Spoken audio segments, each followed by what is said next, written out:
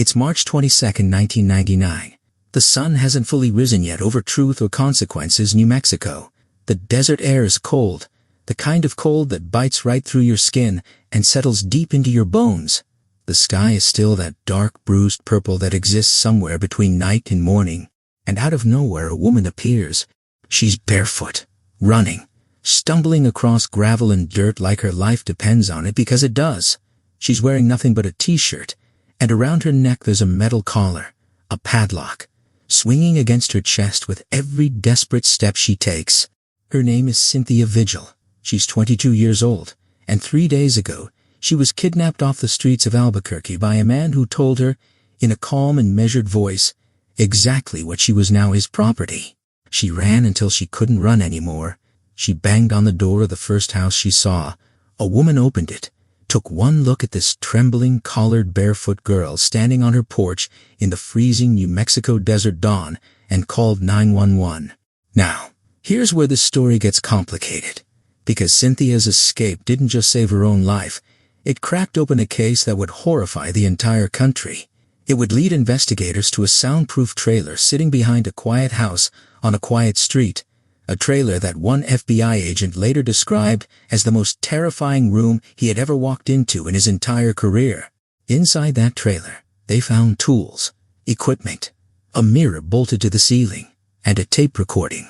A period audio tape that this man had spent years perfecting, designed to break a human being's mind from the very first word. The man's name was David Parker Ray, and the people of Truth or Consequences knew him as a friendly, helpful neighbor, a dog lover, a mechanic, a grandfather.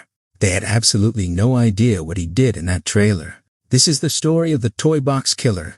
Let's go back just a little bit before Cynthia's escape, because to understand what she survived, you need to understand the world she was trapped inside.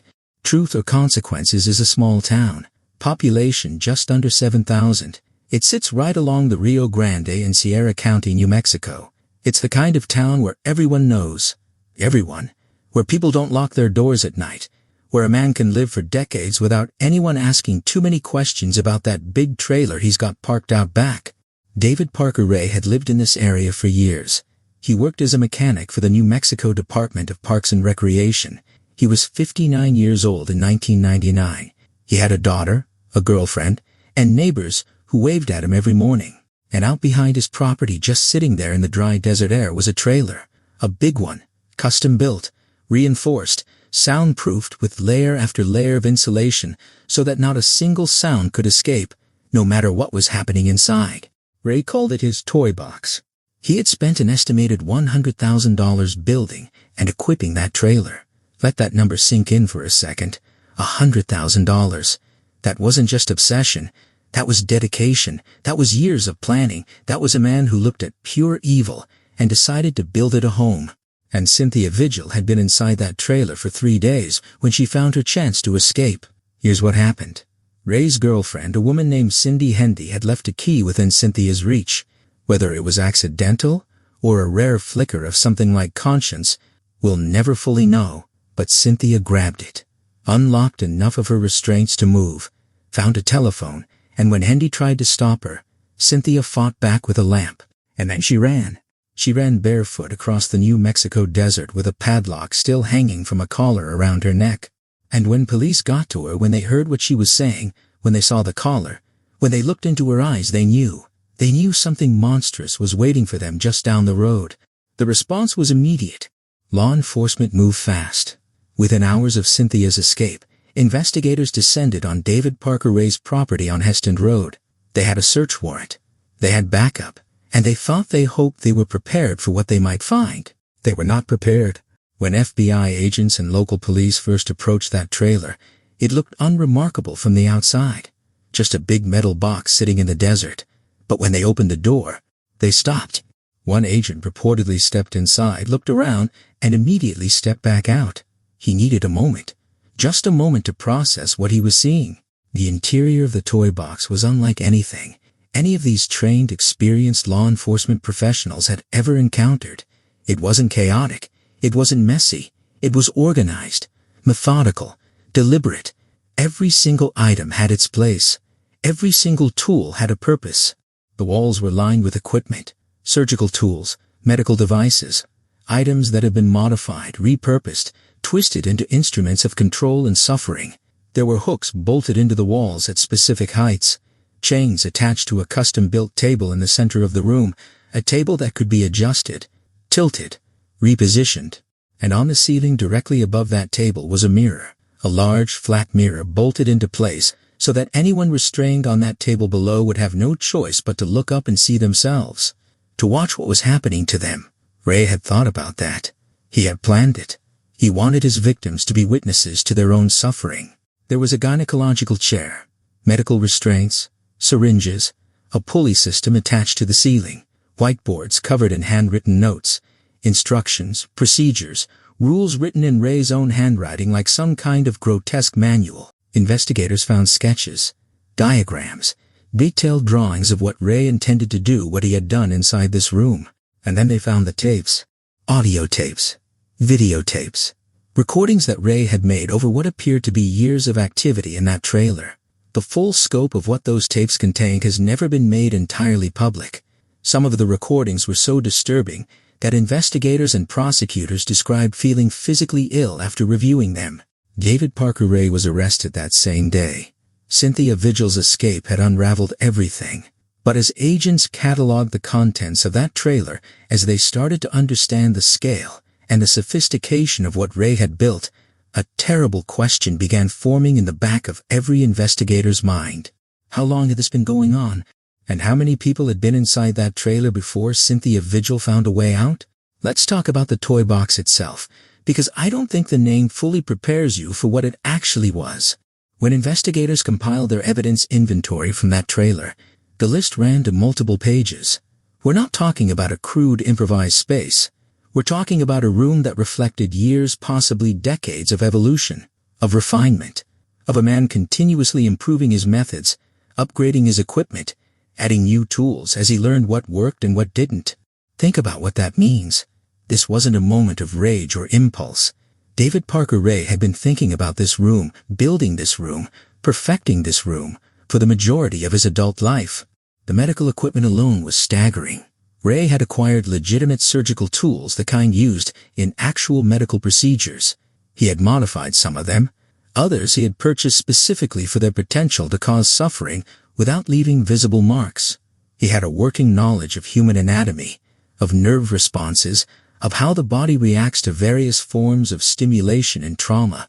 Investigators believe he may have studied medical texts to enhance his understanding. There were electrical devices connected to control panels mounted on the wall. Yes, actual control panels, with switches and dials that Ray had wired himself. He was, after all, a skilled mechanic. He understood how machines worked, and he had applied that understanding here in this room in the most horrifying way imaginable. The restraint system was complex, not just handcuffs or rope, a full system of chains, straps, and brackets that could immobilize a person completely in multiple different configurations on the central table. The table itself had been custom built and could be adjusted to multiple positions. Ray had designed it himself. And the mirror on the ceiling. I keep coming back to that detail because I think it says everything about David Parker Ray's psychology. He didn't just want to do terrible things. He wanted his victims to experience the fullness of what was happening to them. He wanted them present, mentally, emotionally, completely present for every second of their ordeal. The mirror wasn't decorative. It was psychological. It was a tool, just like everything else in that room. Investigators estimated that the trailer's full contents, the equipment, the modifications, the custom-built furniture, the electrical systems represented somewhere between $100,000 and $150,000 in total investment, in $1999 for a man who worked a regular government job. He had spent years saving for this, planning for this, building toward this.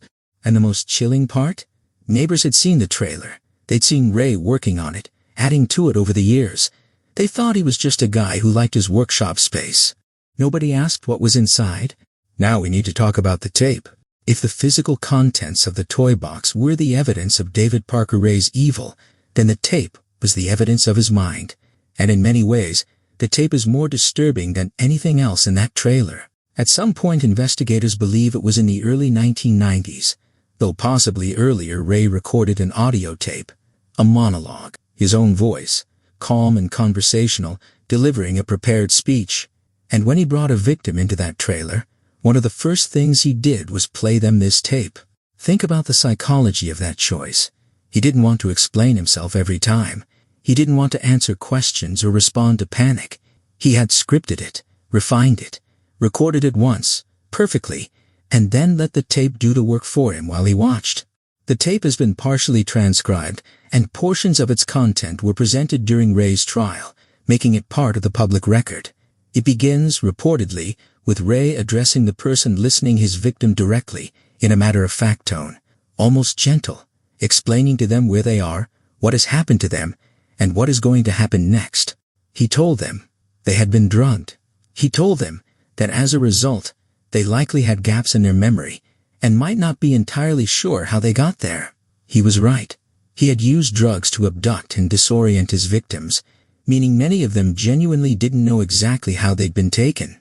The tape was designed to fill in those gaps in the most psychologically devastating way possible. He told them calmly that they were now his property, that they had no rights, that their former life, their name, their identity, the people who loved them was, for now, completely irrelevant. He laid out rules, in detail, what would happen if they complied, what would happen if they didn't. He described consequences with the same casual, measured tone a manager might use during an employee orientation. And then, and this is where investigators and psychologists who analyze the tapes get, Ray revealed the true sophistication of his psychological approach. He told his victims that he knew they wanted to believe this was temporary. He knew they were telling themselves they would survive, escape, get back to their lives. He acknowledged that hope, and then he methodically attempted to dismantle it. Not with cruelty or anger, with logic, with calm, patient, almost reasonable-sounding arguments about why their hope was misplaced. He was trying to break the will, completely, systematically, using words alone before anything else in that room was ever touched. Forensic psychologists who reviewed the tape described it as one of the most sophisticated examples of psychological manipulation they had encountered in a criminal context. Ray wasn't just sadistic, he was intelligent. He understood how the human mind processes fear and threat. He knew that a person who believes there is no hope, behaves differently, is easier to control than a person who is still fighting. The tape was a weapon, and he had spent years perfecting it. One former FBI investigator, when asked about the tape in an interview years later, said simply, "It told us everything we needed to know about who we were dealing with. This wasn't someone who lost control. This was someone who was always completely in control." Before we go any further into Ray's story, his background, his accomplices, the full scope of what he may have done, I need to stop here for a moment. Because in cases like this, it's easy to get pulled into the details of the crime, the evidence, the methods, the investigation, and somewhere in all of that, the victims can start to feel like props in someone else's story, like supporting characters in a documentary about a monster. They weren't. Cynthia Vigil was 22 years old. She had a life, people who loved her, dreams that had nothing to do with David Parker Ray or his trailer or the nightmares she survived. She spent 3 days in that room, 3 days, and she got out because she was brave enough to act in a single moment of opportunity when most people understandably, completely understandably, might have been too terrified to move. She survived, and her survival mattered beyond her own life, because it brought law enforcement to that property, to that trailer, and set in motion a chain of events that ended David Parker Ray's operation. There were other women connected to this case who were not as fortunate as Cynthia, women whose names deserve to be spoken with the same care and attention we give to every other detail of this story. Angelica Montana was another woman who survived, and whose testimony helped build the case against Ray. She had been held captive and managed to escape, but like several survivors in this case, she struggled with memory gaps due to the drugs Ray used. Her account was compelling but incomplete, not through any fault of her own, but because Ray had specifically chosen methods that would compromise his victims' ability to clearly recall what had happened to them. Jessie Ray David's own daughter would eventually become a person of interest in the investigation, accused of luring at least one woman to her father. The involvement of family members in cases like this adds a layer of horror that's almost impossible to fully process. The idea that someone could look at their own father's crimes and choose participation over exposure. And then there are the women we don't know about. Investigators found evidence that Ray had been operating for potentially 20 years before Cynthia's escape blew everything open. 20 years in a small community near a lake where women had periodically gone missing. For 2 decades, nobody had connected the dots. Nobody had found the trailer. Those potential victims, the ones whose names we don't know, whose families may never have real answers, they deserve to be part of this story too, even in their silence, especially in their silence. David Parker Ray was born on November 6, 1939, in Belen, New Mexico. His childhood, by most accounts, was deeply troubled. His parents divorced when he was young, and he and his sister were raised largely by their grandfather, a man described as harsh and physically abusive. Ray's father was reportedly an alcoholic who was largely absent, and when he was present, the visits were not warm ones. From a very early age, Ray began exhibiting behaviors that, in retrospect, were significant warning signs. He was socially isolated. He struggled to form normal peer relationships. He was described by those who knew him in his youth as a loner, someone who existed on the periphery of social groups without ever fully belonging to any of them. In his teenage years, investigators believe Ray began developing and acting out disturbing fantasies. He reportedly kept journals detailed, graphic journals describing things he imagined doing to women. These journals were a fixture of his life for decades, a private record of the evolution of his desires and intentions. He had a troubled relationship history, multiple marriages, multiple failed relationships, a pattern of controlling and abusive behavior toward women that his partners and family members later described to investigators. On the surface, these relationships might have looked difficult, but not extraordinary. Many people have difficult marriages, troubled family lives, histories of emotional abuse. But the journals, the building of the trailer, the accumulating evidence of planning and preparation told a different story. They showed that Ray's outward life was always a performance, a facade carefully maintained over decades to protect the real life he was building out back. He joined the army at some point in his youth and received training as a mechanic, training that he would later apply, in the most disturbing possible way, to the construction of his trailer and its equipment. After his military service, he worked various mechanical and maintenance jobs before eventually landing the position with the New Mexico State Parks Department that he held at the time of his arrest. To his co-workers, he was fine, normal, capable, a guy who knew his job and did it without causing problems, the kind of employee nobody thinks about twice. And all the while the trailer was out back, growing, evolving, waiting. Now let's talk about Cindy Hendy, because David Parker Ray did not operate alone. Cindy Hendy was Ray's girlfriend at the time of his arrest. She was 39 years old in 1999, 20 years younger than Ray. She had moved to Truth or Consequences and into Ray's life relatively recently, but by the time investigators came knocking, she was deeply involved in his crimes. It was Hendy who had allegedly helped lure Cynthia Vigil. It was Hendy who had been present during Cynthia's captivity. And it was Hendy's momentary carelessness leaving that key within reach that ultimately brought the entire operation crashing down. When police arrested Ray on the day of Cynthia's escape, they arrested Hendy too, and what followed was one of the more remarkable pieces of criminal psychology in this entire case, because Hendy talked. She cooperated with investigators to a significant degree, providing information and testimony that would be used to build the case against Ray. Why did she cooperate? That question is complicated and probably doesn't have a simple answer. Fear. Certainly Hendy was facing serious charges, and cooperation offered the possibility of a reduced sentence. But investigators who worked with her also suggested that the experience of Cynthia's escape may have shaken something loose in Hendy's own psychology, that watching a young woman run barefoot into the desert wearing a collar and then being arrested while Ray was led away in handcuffs may have forced a confrontation with the reality of what she had been participating in. Whatever her motivations, her cooperation was significant, and she was not the only accomplice. Jessie Ray David's daughter was charged with kidnapping in connection with the case, accused of luring one of the victims to her father. The idea of a daughter actively participating in her father's crimes is one of those details that is genuinely difficult to hold in your mind.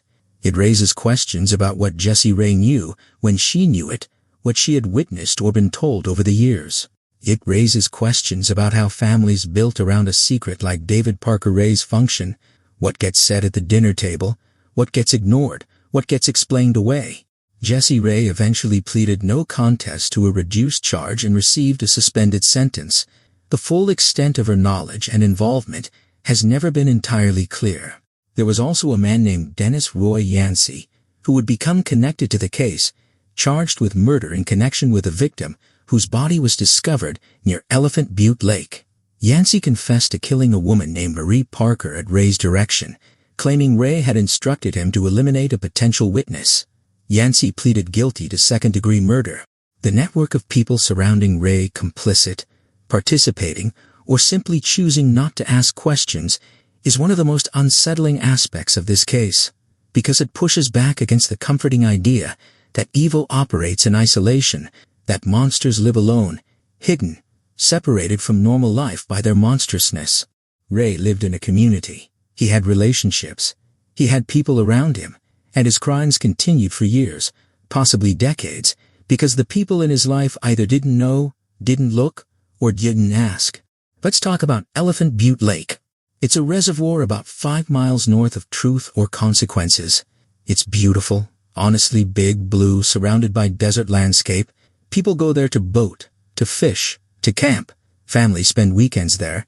It's the kind of place that exists in the background of a community's life, familiar and unremarkable. David Parker Ray loved Elephant Butte Lake. He spent a lot of time there over the years. He had a boat. He was a regular, familiar presence on the water, the kind of person who blends into the landscape of a recreational area so completely that nobody thinks twice about seeing him there.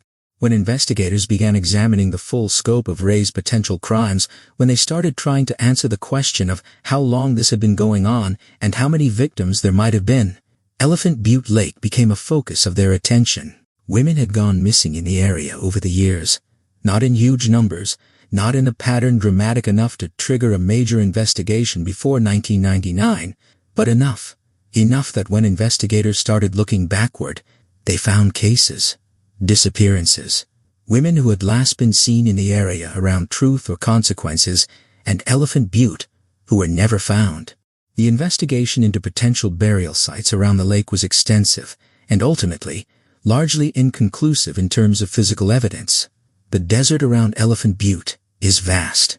If Ray had disposed of victims there, and investigators believed he had the lake and the surrounding landscape, had kept those secrets for decades, and continued to keep them after the investigation began.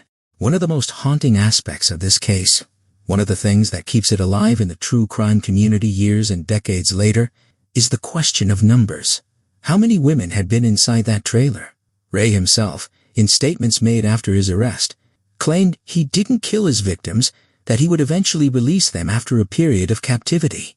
Investigators did not believe him. The evidence didn't support it. The testimony of survivors, the videotapes, the physical evidence from the trailer, and the connected murder case involving Dennis Yancey all suggested that some victims did not survive. But how many? The honest answer, the answer that investigators and prosecutors have had to live with, is that we don't know. We may never know. The drugs Ray used, the isolation of his location, the potential disposal of evidence in the lake and surrounding desert, and the 2 decades of undetected operation mean that there are likely victims whose names we will never know, whose families have never had answers, who have been listed as missing persons in databases for 30 years without resolution. That uncertainty is its own kind of horror, not the sharp, immediate horror of crime scene evidence, but the slow, grinding horror of unanswered questions that have no expiration date.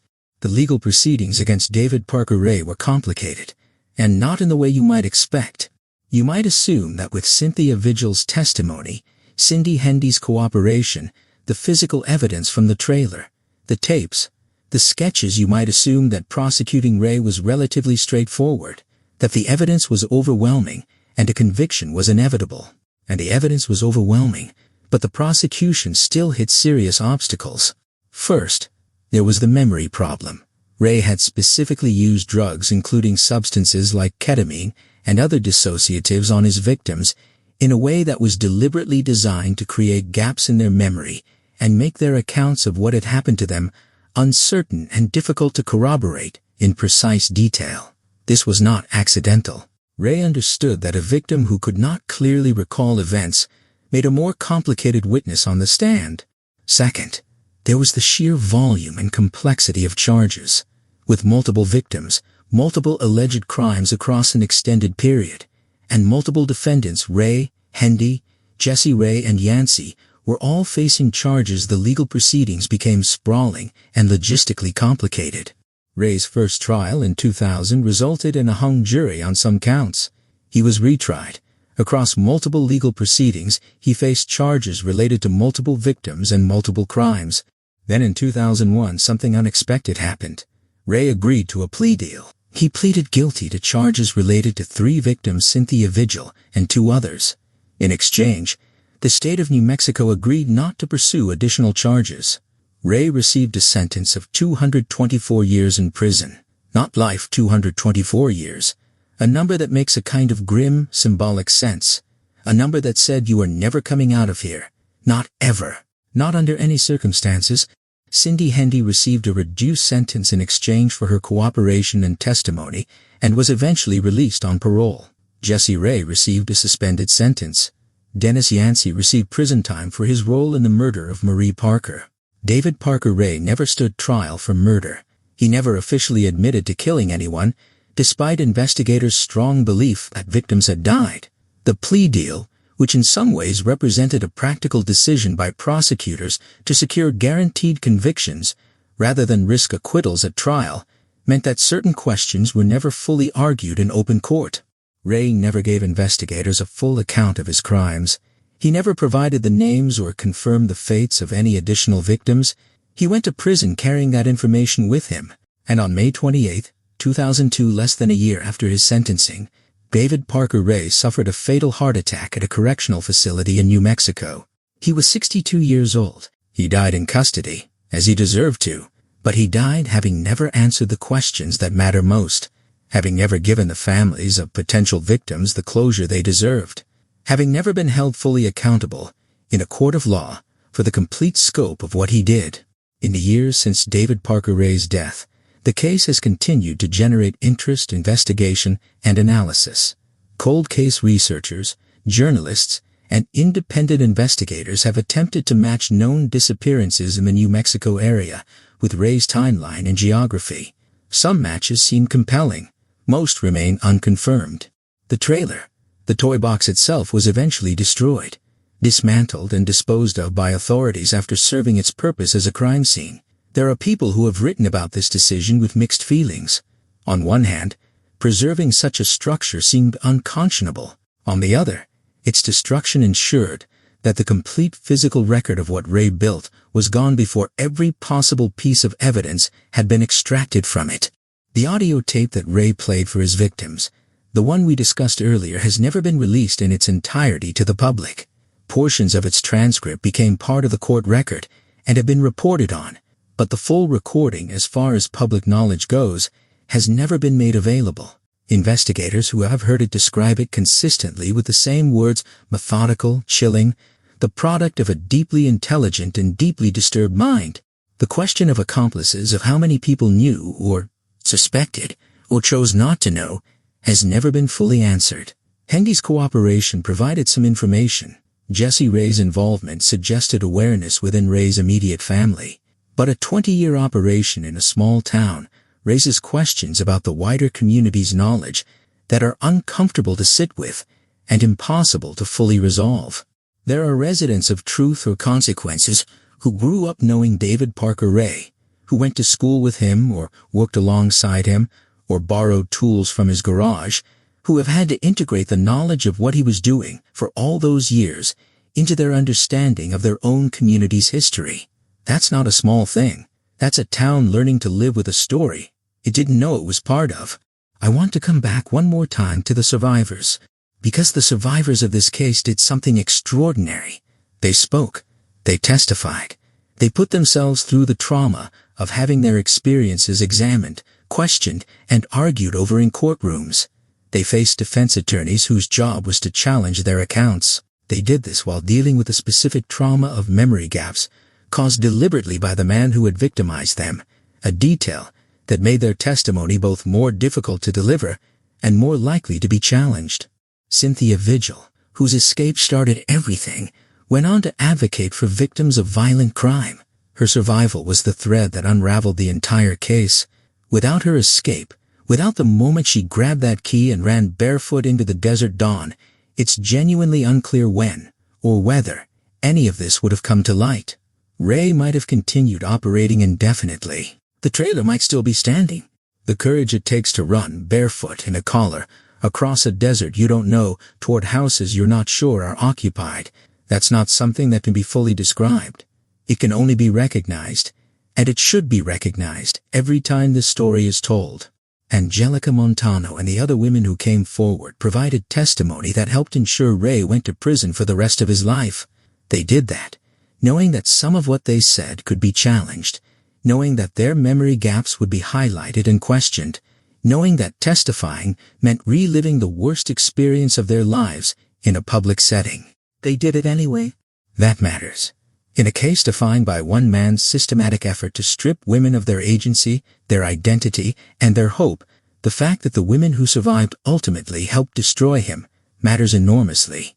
So what do we take from the story of David Parker Ray? There's always a temptation at the end of a story like this to wrap it up, to find the lesson, to identify the red flags that were missed, the systemic failures that allowed it to continue, the changes that have been made since then, to find a way to close the door on the horror and walk away feeling like we've learned something that makes the world slightly more navigable. I don't think this case offers that. What it offers instead is something harder. The recognition that David Parker Ray didn't look like a monster. He looked like your neighbor. He looked like the guy down the street with the workshop and the dog and the wave in the morning. He was unremarkable in every visible way.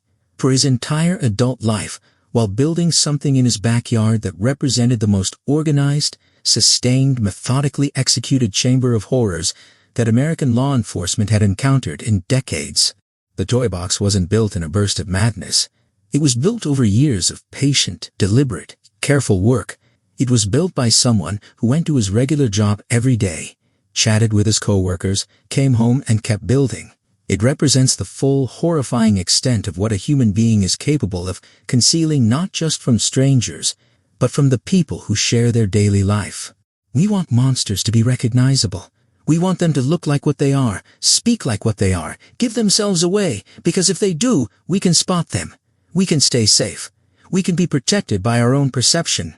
David Parker Ray is a reminder, an unsparing, unforgiving reminder that sometimes there is no warning, no obvious sign, no moment that should have told you. Sometimes the monster is just the guy next door waving at you over the fence, living a whole other life that you will only find out about when a barefoot woman in a collar comes running out of the desert at dawn. That trailer is gone now. David Parker Ray is dead. The case is legally closed. But the desert around Elephant Butte Lake still holds its secrets. There are women out there whose families are still waiting, still hoping for a phone call that explains what happened, where they went, whether they're ever coming home. Those families are still living inside this story every day in a way that you and I, watching from a safe distance, simply are not. And somewhere between the evidence locker, the closed court files, the demolished trailer, and the quiet surface of that lake, the true number of David Parker Ray's victims is still unknown, still unresolved, still waiting. Some questions in cases like this don't get answered in a lifetime. And that might be the most chilling thing of all. We think we know the people around us. We think we can read a face, sense a threat, feel when something is wrong. We believe in our own instincts. We trust that evil, real evil, the kind that plans and builds and operates in the darkness for 20 years, that kind of evil would feel different, would look different, would announce itself somehow. David Parker Ray lived among ordinary people for his entire life. He built his toy box one tool at a time, one bolt, one chain, one layer of soundproofing at a time, while his neighbors slept. And somewhere out there tonight, in a town that looks just like this one, there is a house with a light on, and behind that house, There might be a shed, a workshop, a space that the neighbors have never thought to ask about. The desert keeps its secrets well. The question is, how many of those secrets are still out there, waiting? If this story kept you up, made you think, made you question everything you thought you knew about the world next door, then you already know why you need to hit that subscribe button. Because the stories we haven't told yet, they're darker, deeper, and more disturbing than anything you've heard before. Don't let the next one start without you.